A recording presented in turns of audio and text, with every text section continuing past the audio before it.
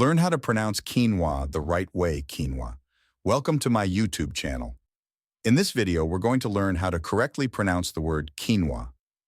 This superfood, loved by health enthusiasts, often causes confusion because of its unusual spelling. Many people say quinoa or quinoa, but those are incorrect. The proper pronunciation is quinoa. Yes, it's a two-syllable word that sounds much simpler than it looks. Let's break it down. Keen, like the word keen interest, and wa, like a baby saying wah wah. Say it with me slowly, quinoa. Now naturally, quinoa. Great. This word comes from the Quechua language, spoken by indigenous people of the Andes, where quinoa has been cultivated for thousands of years. Not only is it rich in protein, but it's also gluten-free and packed with essential amino acids.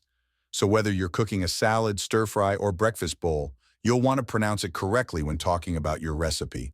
Let's try it in a sentence. Tonight I'm making a Mediterranean quinoa salad. Again, Mediterranean quinoa salad. Excellent. Repeating it will help you remember the correct pronunciation. Let's go one more time together. Quinoa, quinoa, quinoa. Well done. Now you sound like a food expert and a healthy eater.